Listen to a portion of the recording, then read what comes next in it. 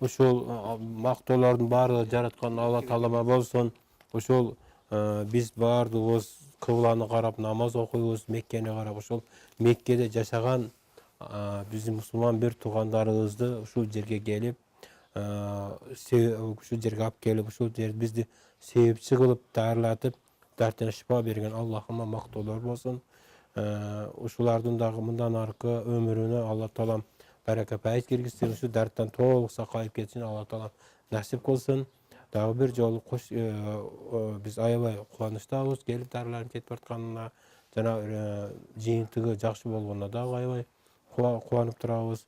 Ошолордун баардыгы тең Аллахыма мактоолордун баардыгы Аллахыма. Бул адамдын атасы инсульт алган, андан кийин жүрөк инфаркт алган.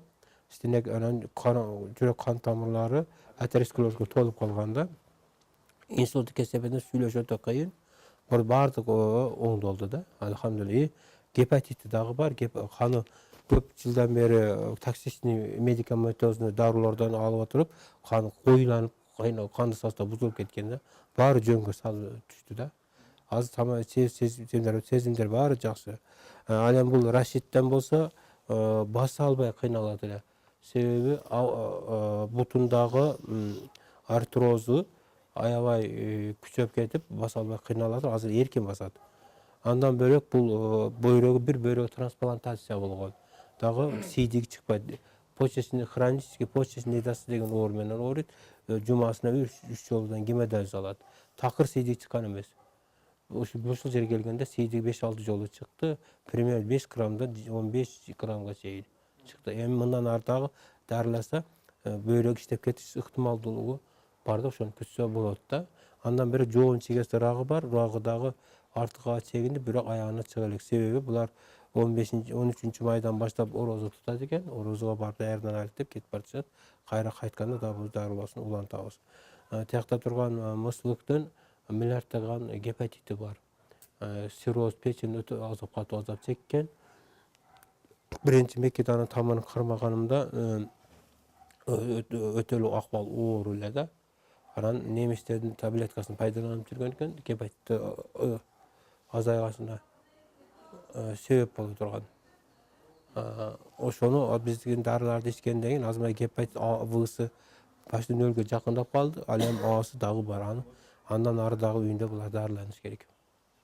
Алхамдулилlah, жакшы, баарынын результаты аябай жакшы болуп, кубанып, мына бүгүн булар менен коштошуп жатабыз. نحن صالح عمر العتيبي والجماعة معاي جايين من مكة المكرمة ومن الطائف. جينا بعد سمعة الدكتور هاشم، الله يعطيه العافية والخير والبركة. كان الوالد يعاني من كتمة في القلب، وعنده الشريان المترالي في انسداد، وعضلة القلب متضخمة.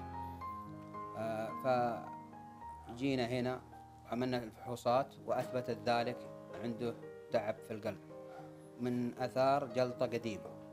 الحمد لله بعد الفحوصات تبين صحيح أنه ما قاله الدكتور بعد الكشف عليه مبدئيا تطابق مع التحاليل.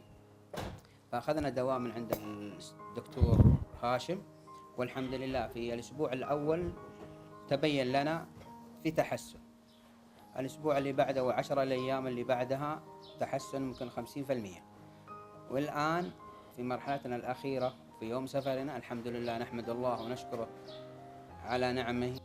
صلى الله على سيدنا محمد وعلى آله وصحبه وسلم تسليما كثيرا، والفضل يعود لله سبحانه وتعالى ثم الدكتور هاشم، جزاه الله عنا خير وشكرا لكم جميعا.